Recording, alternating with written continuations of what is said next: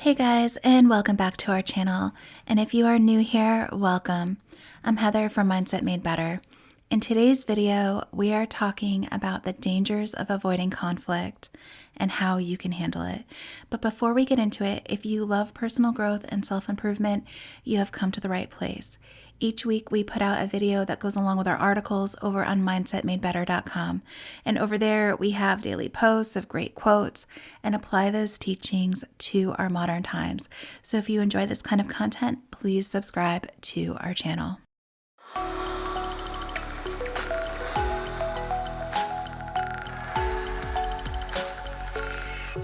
Today's quote is, "If you avoid the conflict to keep the peace, you start a war inside yourself."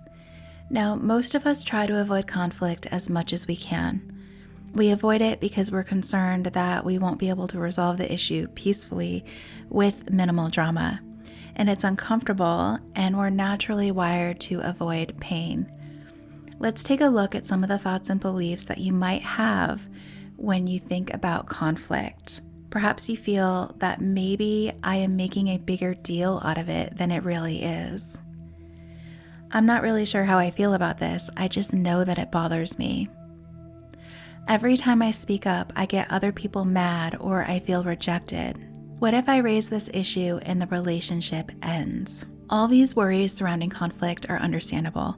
The problem is when you choose to avoid conflict with others, you don't just stop feeling your emotions about it. The conflict actually escalates and becomes bigger because those feelings fester inside you. Your mind ends up ruminating on these things, seeking to end the conflict that you feel to no avail. Resentment builds, and despite trying to appear that everything is okay, a cauldron of anger is brewing beneath the surface. Not only are you hiding your true feelings, but you're also neglecting your own needs by allowing things to go unaddressed. Now, here's the thing about conflict. Conflict is an opportunity for people to strengthen their relationships and take their relationship to a deeper level. Instead of seeing it as a detriment, we can look at it as a positive thing because it allows people to speak honestly and move forward in a fair, reasonable fashion. We don't have to bite our tongue and just put up with things that threaten our peace of mind. The real challenge is, how do we handle conflict if we try to avoid it at all costs? Here are some ways you can ease into addressing conflict in your life. Number 1, think about whether or not there is an issue to address. If so, what is it? What are your feelings about it? What would you like to see happen going forward? Be clear about how you're feeling with yourself before having a conversation about it with others. Number 2, pick a time to talk about it that's convenient to you and the other person, and speak about it privately. Number 3, be specific about what you're feeling and stick to the present. Don't bring up things from the past and assume that the other person meant no harm when addressing how you feel. Use I statements instead of you statements. And when describing behaviors and feelings, avoid using words like never and always. Number 4, let the other person respond and actively listen to what they have to say. Don't think about how you will respond. Listen to their perspective. Maybe they're feeling things that you had no idea about. When they're done, summarize what they said to you to make sure that you're understanding them and that you guys are on the same page about what is being communicated. Number 5, focus on creating a solution or compromise that you can both agree to.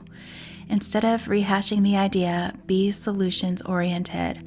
It's helpful to have an idea of what you would like to see happen and what compromises that you would be willing to make before having this kind of conversation.